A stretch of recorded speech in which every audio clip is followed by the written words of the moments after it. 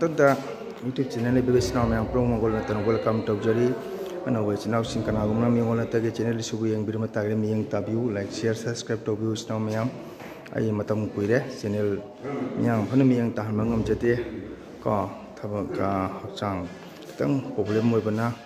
ꯀꯣ ꯑꯗꯨꯅ ꯑꯩꯅ ꯚꯤꯗꯤꯑꯣꯁꯨ ꯂꯧꯕ ꯉꯝꯖꯗ꯭ꯔꯦ ꯑꯗꯣ ꯆꯤꯅꯥꯎ ꯃꯌꯥꯝ ꯉꯁꯤꯁꯤ ꯑꯩ ꯀꯁꯥꯔꯕꯣꯟ ꯇꯔꯥꯄꯨꯗ ꯂꯩꯕ ꯕꯣꯔꯥꯡ ꯃ꯭ꯌꯨꯖꯤꯌꯝꯗ ꯂꯥꯛꯆꯕꯅꯤ ꯄ꯭ꯔꯣꯒ꯭ꯔꯥꯝꯒꯤ 15 days workshopꯀꯤ ꯀꯣ ꯑꯗꯨꯅ ꯑꯩꯅ ꯍꯧꯖꯤꯛ ꯃ꯭ꯌꯨꯖꯤꯌꯝꯗ ꯆꯪꯉꯛꯄꯁꯤ ꯍꯧꯖꯤꯛꯀꯤ ꯂꯩꯔꯤꯕ ꯃ꯭ꯌꯨꯖꯤꯌꯝꯗ ꯂꯩꯔꯤꯕ ꯃꯩꯇꯩꯒꯤ ꯏꯄꯥ ꯏꯄꯨꯅ ꯆꯠꯅꯔꯝꯕ ꯄꯣꯠꯁꯛ ꯃꯌꯥꯝ ꯑꯃ ꯂꯩ ꯃꯁꯤ ꯑꯩ ꯃꯌꯥꯝ ꯍꯟꯅ ꯃꯤꯠꯌꯦꯡ ꯇꯥꯍꯟꯖꯒꯦ ꯆꯤꯅꯥꯎ ꯃꯌꯥꯝ ꯋꯥꯎ ꯁꯤ ꯆꯥꯎꯔꯕ ꯗꯨꯂꯣꯞ ꯂꯩ ꯑꯁꯤ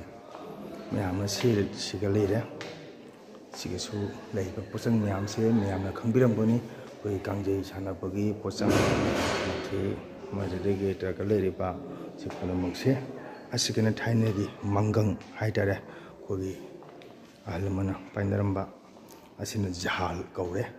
ꯑꯁꯤꯅ ꯀꯔꯇꯥꯜꯅꯤ ꯁꯤꯅ ꯀꯔꯇꯥꯜ ꯁꯤ ꯃꯟꯗꯤꯂꯥꯅꯤ ꯑꯁꯤꯒꯁꯨ ꯂꯩꯔꯤ ꯀꯔꯇꯥꯜ ꯖꯍꯥꯜ ꯃꯌꯥꯝ ꯂꯩꯔꯤ ꯑꯁꯤꯒꯁꯨ ꯊꯥꯏꯅꯒꯤ ꯏꯄꯥ ꯏꯄꯨꯅ ꯄꯥꯏꯅꯔꯝꯕ ꯄꯣꯠꯁꯛ ꯃꯌꯥꯝ ꯑꯃ ꯑꯁꯤꯒ ꯂꯣꯏꯅ ꯂꯩꯔꯦ ꯆꯤꯅꯥꯎ ꯃꯌꯥꯝ ꯑꯁꯤꯅꯤ ꯀꯁꯥꯔꯕꯣꯟ ꯇꯦꯔꯥꯒꯣ ꯃ꯭ꯌꯨꯖꯤꯌꯝꯗ ꯂꯥꯛꯆꯕ ꯇꯨꯔꯤꯁꯅ ꯆꯤꯡꯉꯕ ꯑꯁꯤꯅ ꯃꯩꯇꯩꯒꯤ ꯑꯩꯈꯣꯏꯒꯤ ꯄꯦꯅꯥꯅ ꯆꯤꯡꯉꯕ ꯄꯣꯠꯁꯛ ꯃꯌꯥꯝ ꯑꯃ ꯂꯩꯔꯤ ꯄꯣꯠꯁꯛꯁꯤꯡꯁꯦ ꯀꯔꯤ ꯀꯔꯤꯅꯣ ꯑꯩꯅ ꯍꯪꯒꯗꯁꯨ ꯉꯁꯤ ꯄ꯭ꯔꯣꯒ꯭ꯔꯥꯝ ꯅꯨꯃꯤꯠꯅꯤꯅ ꯑꯩꯈꯣꯏꯁꯨ ꯏꯝꯐꯥꯜ ꯂꯩꯔꯝꯗ꯭ꯔꯦ ꯑꯁꯤꯅꯤ ꯆꯤꯅꯥꯎ ꯃꯌꯥꯝ ꯑꯁꯤꯒꯤꯅ ꯊꯥꯡ ꯇꯥ ꯑꯩꯈꯣꯏꯒꯤ ꯊꯥꯏꯅꯒꯤ ꯑꯍꯜ ꯂꯃꯟꯅ ꯄꯥꯏꯅꯔꯝꯕ ꯊꯥꯡ ꯇꯥ ꯁꯤ ꯂꯩꯌꯦ ꯁꯤ ꯂꯩꯕ ꯄꯨꯝꯅꯃꯛꯁꯦ ꯊꯥꯏꯅꯒꯤ ꯑꯍꯜ ꯂꯃꯟꯅ ꯄꯥꯏꯅꯔꯝꯕ ꯇꯥ ꯑꯁꯤꯅ ꯑꯩꯈꯣꯏ ꯂꯣꯡ ꯍꯥꯏꯅ ꯀꯧꯋꯦ ꯂꯣꯡ ꯁꯤ ꯂꯣꯡ ꯀꯧꯔꯦ ꯁꯤ ꯂꯩꯕ ꯄꯣꯠꯁꯛ ꯃꯌꯥꯝ ꯄꯨꯝꯅꯃꯛꯁꯦ ꯆꯤꯅꯥꯎ ꯌꯦꯡꯉꯨꯁꯦ ꯑꯁꯤꯒꯅ ꯅꯤꯡꯊꯧꯁꯤꯡꯅ ꯄꯥꯏꯅꯔꯝꯕ ꯊꯥꯡ ꯃꯩ ꯆꯠꯈꯔꯦ ꯁꯤꯒꯤꯁꯨ ꯆꯥꯎꯔꯕ ꯗꯤꯂꯝ ꯑꯃ ꯂꯩꯔꯝꯃꯦ ꯃꯁꯤꯅ ꯅꯤꯡꯊꯧꯒꯤ ꯃꯇꯝ ꯑꯃꯒꯤ ꯁꯤꯅꯁꯨ ꯊꯥꯡ ꯃꯈꯜ ꯃꯈꯜꯒꯤ ꯊꯥꯡ ꯁꯤꯒ ꯂꯩꯔꯦ ꯆꯤꯅꯥꯎ ꯃꯌꯥꯝ ꯁꯤꯒꯁꯨ ꯃꯈꯜ ꯃꯈꯜꯒꯤ ꯊꯥꯡꯁꯥꯡ ꯃꯌꯥꯝ ꯑꯃ ꯂꯩꯔꯦ ꯀꯣ ꯁꯤꯒꯅ ꯃꯩꯇꯩ ꯄꯨꯡ ꯁꯤ ꯃꯩꯇꯩꯒꯤ ꯄꯨꯡꯅꯤ ꯆꯤꯅꯥꯎ ꯃꯌꯥꯝ ꯑꯁꯤꯅ ꯌꯦꯡꯕꯤꯌꯨ ꯃꯌꯥꯝ ꯃꯤꯡ ꯄꯟꯕꯗ ꯄꯜꯍꯩꯇ꯭ꯔꯕ ꯄꯣꯠꯅꯤꯀꯣ ꯑꯩꯈꯣꯏꯒꯤ ꯅꯠ ꯁꯪꯀ꯭ꯔꯤꯇꯪꯒꯤ ꯑꯣꯖꯥ ꯒꯨꯔꯨꯁꯤꯡꯒꯤ ꯃꯤꯡ ꯄꯟꯕꯁꯦ ꯄꯟꯅꯩ ꯍꯩꯇꯦ ꯑꯗꯨ ꯃꯌꯥꯝꯅ ꯈꯪꯕꯤꯔꯝꯒꯅꯤ ꯃꯈꯥꯗꯗꯤ ꯑꯁꯤꯒ ꯂꯩꯔꯦ ꯑꯩ ꯁꯨꯝ ꯃꯌꯥꯝꯗ ꯌꯦꯡꯍꯟꯖꯒꯦ ꯑꯁꯤꯅꯤ ꯃꯟꯒꯨ ꯗꯥꯟꯁ ꯑꯦꯀꯥꯗꯃꯤꯒꯤ ꯄꯨꯡꯖꯩꯕ ꯒꯨꯔꯨ ꯂꯩꯈꯤꯗ꯭ꯔꯦ ꯑꯣꯖꯥ ꯑꯁꯤ ꯑꯁꯤꯒꯤ ꯑꯣꯖꯥꯒꯤ ꯐꯣꯇꯣꯁꯤꯒ ꯂꯩꯔꯝꯃꯤ ꯏꯆꯤꯟ ꯏꯅꯥꯎ ꯃꯌꯥꯝ ꯃꯣꯏ ꯃꯩ ꯆꯠꯈꯔꯦ ꯑꯁꯤꯅ ꯑꯩꯈꯣꯏꯒꯤ ꯍꯥꯟꯅꯒꯤ ꯀꯣꯔꯐꯥꯟ ꯀꯥꯏꯅꯀꯣ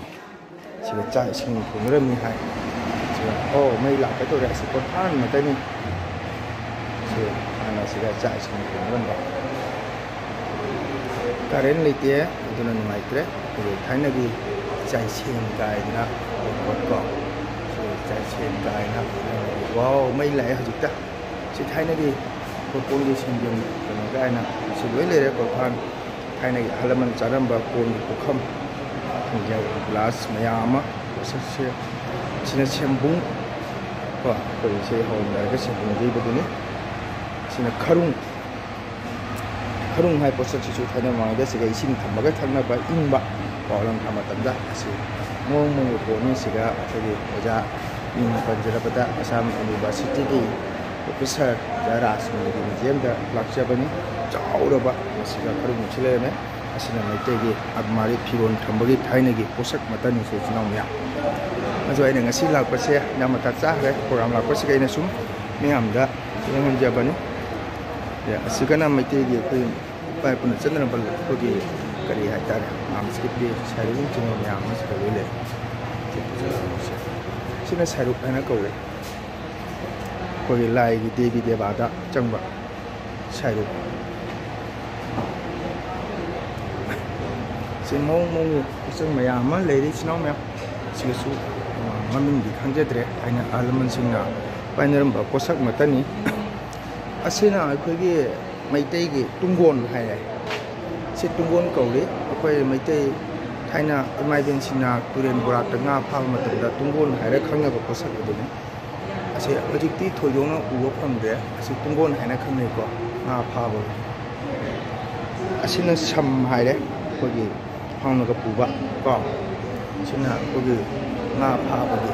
posak den thaina gi item matani asiga lei ba posak puna morse asina chino myang thaina alamana low subada pau mara thabada humba humai kawi asina lu kawre nga pha bagi asina leplu haina kawi ko asukuma makan mathen gi posak mayama siga lei asine sino mayam aina sum mayam da asi lakpa siga uhunjabani asikana khurum leire sina kampa sina laik to bugi laik phan si chandun ku kore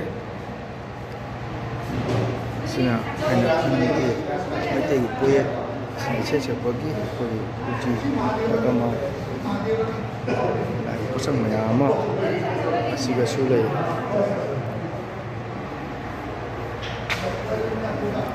sina thaina ge saji mu kai do siga le che sumba mayam ma mite ge apoge lu hong da hida pu kai na thaina le ramba adu ma thaina ge posak matani je ngan thakna singa ba hida pu masiga mayam kam ka kai na mayam thaina ge ko hida pu da ma kai ba na ka thakna ba adum ba kaino posak matani se hida pu asina chino mayam ko ge imai din sine phi saba ko team hai da re ko na chai ne ching ba sam mai de pang han de ba phi saba ge pang han de ne ching ba phi sa kon ta re sine lang me thap nai ba ge thai ne ge posak matan ko sina mo sine thai ne an sine pa number kon de line da han ne ram ba du posak matani sina mayam le ni post sing che asina je mo mai te ge ko thamai makhu thamai makhong kai si posak si yam ne yeng da si ngai posak matani ko ado sinang mayam si je minus mamanga ja loktak da ko khamba thoibi na ka hiren tonga ka chalamba loktak nga pha bagi posak matani sigano huba leire lunghup kaina thaina gi posak mayam ma leiba si ubure ma thamoi nungsi ba haitara ko je thaina gi posak mata halamana si jena ma sina runa asina sangari kaina koina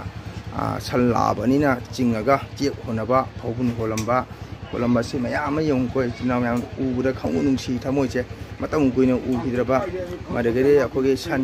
ioi low subuda uka kaina lerami asina phau hapai ningai ni ko china mayam se sangai chakani asina kopu hai ko ga kasalam damda low su tamda asina salabani mareng bana hapaga low suramba asina ukai hai ko re ko asina lu sang ba chobani se asi kai ming ha ba sai do kangpot haidana asisu phauga chu ga jum hole haire kangpot haina khangni akhodi khangjau dre akhodi angang onu jo hodabani na sina kang makhong kang chaka mo gi si chaw chaw ba koina angang oi do ubo phangdo posak mayam ma sika lejerami ado sino mayam museum gi changphang gi main gate se ai miyam da tang ning tahan jake magi first aham bagi changbam gi gate thong jau sia ai 원적에 지나면 아시갈래 뭐라 museum and library 하나 아시니 지나면 매한 강비로 보니 어디 한번 락자버니 먹으면서고 아시나 거기 이점 이라보기 그분이 시술래니 이점 이라보 이 주식을래면 지나면 당 아이숨 매한다 비디오체 로그방 없나 봐 혼자게 남이네 시지나면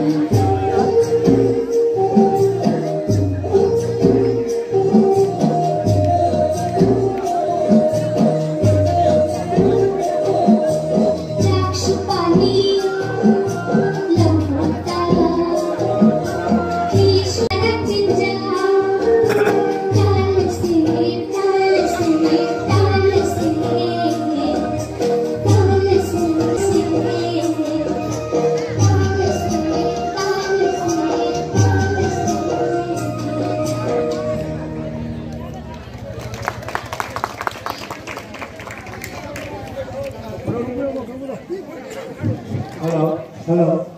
Yang ada apa? Lapor dulu. Selak le, tau kini pi papa lahora ni hoji.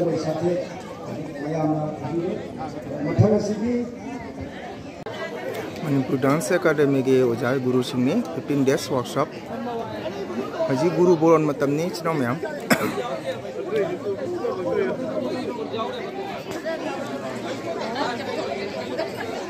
ऐसे जामा ज़्यादा गुरु का तरह न बोलेंगे नहीं है अभी सकम अभी इसी अभी मो और गुरु बोलेंगे नहीं है अभी सकम मो ये आते हैं इसी मित्रा वाली सुना कोई सही की वजह दा कोई कम किबा अदुगम लबा कोई पला के बदलोगे mana si bangaba ini wajah ni mapamda guru ki mapamda ini sisa sina sahaja sina kalau nak sina untuk sebenarnya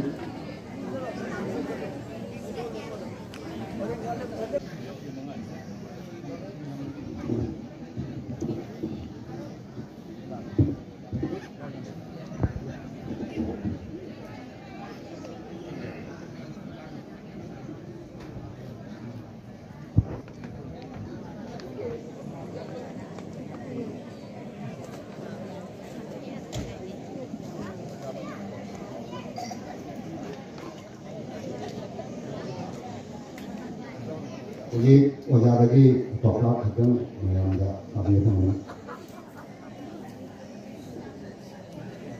Nah, menjadi metode perencanaan itu. Nah, metode perencanaan menjadi mana perencanaan itu? Itu mang turun.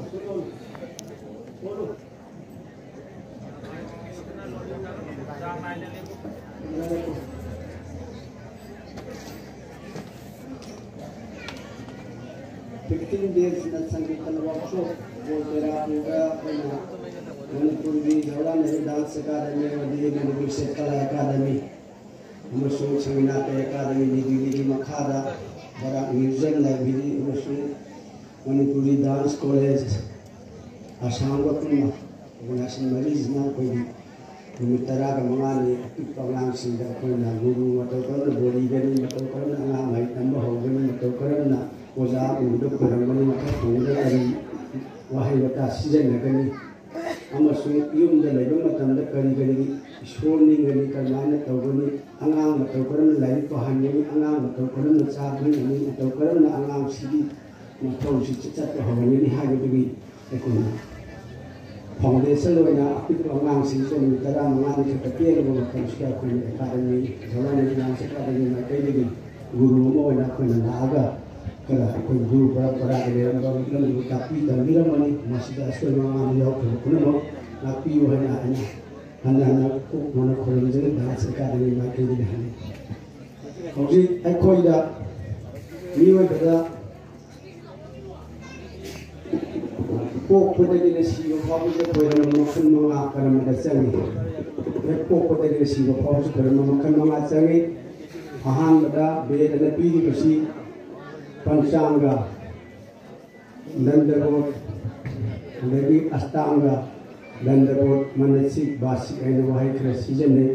masih nabi amas lupa kerasian nagaram nagaram manohai kerasian itu api bangan sini masih kusada kerja. Yang bina pengen nonton yang biwa na ngang sisi terjadi bekerja yang memang salari program penjadi aham pada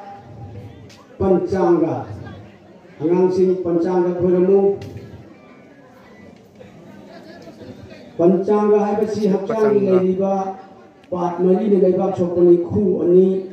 khut ani liba sina liba chokoni ikat thungbo uwa matan khoirangoni amasung ai junggi yahora pada nuan baga sujadi bathola pada kholangali masiliba masih pancanga se nupi dari asima katak season na matamda nupi gina lanni ge haira na khoyami ba khoira matam se khubak si dong thogon kholangali aduga bhakti ବ୍ୟବହାର hari bhakti rati dharma kai na bagi ni ge haira khut ani se nupi ga option ni masih bukan canggih beda na nupi nupa season. Awal kamu ani suara pada kamu guru boli matanda kali dari bhakti ne boli gani hai matam sudah pergi. Hatta amu menunggu nimitare ni lagi sih menunggu sabun selama suami je kesalai bawa hari bawa orang sudah boli besi baik jadi kai madu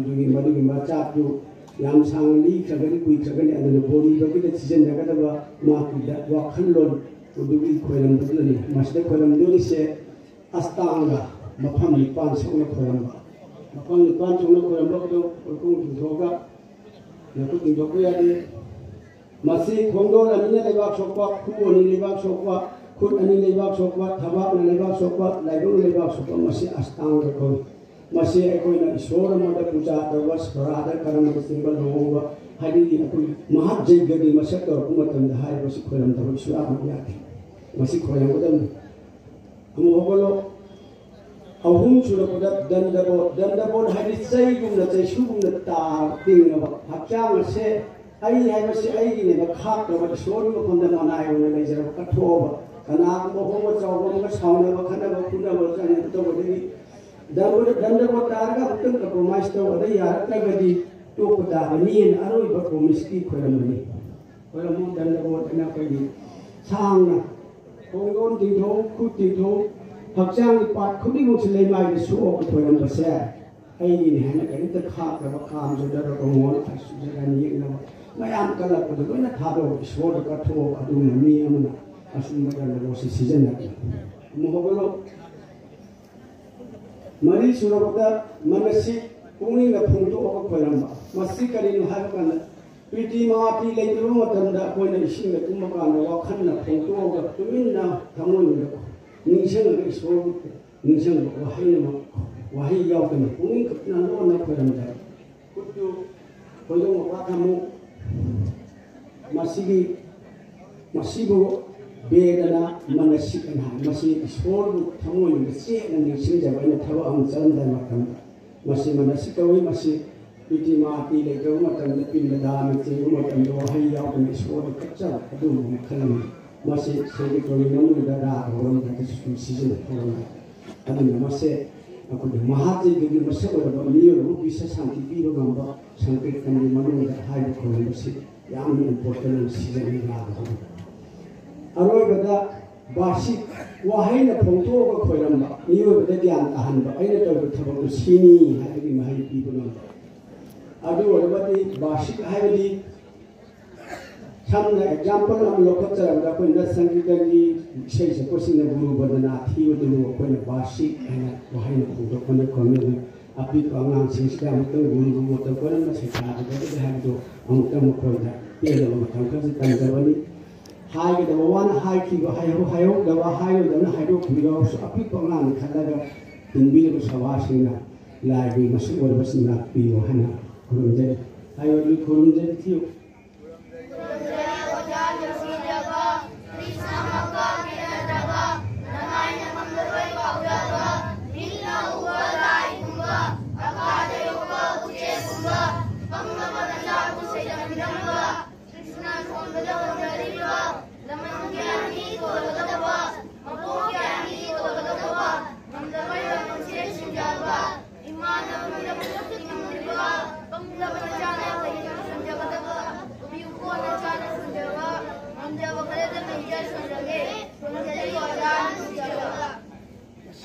aina phongdoga koi so guru karan jaba aina koi beda da pi mase koi rig beda samne da athar da jube da koi wahai sing se koi mama ngi purush sing na sijana da koi koi pai purush sing guru parampara ge koi si bhoga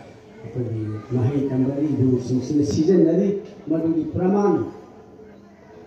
Guru Shastra Maidamo, Vyamo Vigu Bhasra Mana Sami, Vyamo Vidya Putra So Mayuru and Pi, Pramana to the Sword, a mind Pulamani, my community, Hayamatanda, Angang, Malalipa, Hangi, Hayaka, Dima, Sang, a Hindi Pumari, the Linoam, the Punto, Cochino, Pocola, Lalipa, Hanyu, Angang, Vietnam, Pagani, Mozazina, Tapi, Hagan. Numisna na ithala matung dan nuchuk omda lai ka matung na pung mari ka ni pung tor bos mama nuchuk ola ka lai pa han biu khang ben phagani ha si ai koi ki parampara ke koi bai ei ho ka sin isang si na si ko ka kai ni thamjani ha wa fu khla si tawraga api ko angang sing sing ma hai tam bagi ma kha ki chatha jara ka ro pa hom su ki hulen sang ki tor manu da mo ko si ya wa ye je ra ka do ye biro chumna ni ko ram manga sina ko niyo ripo pada pran opan soman bian bian bian da ko thawai manga sina season na tham ma ta ko ma skon ni ga da mo kam du anga sing sia ko ta kam ba ja ni ra ni ta ni na si ha ga ni ya aro bo ni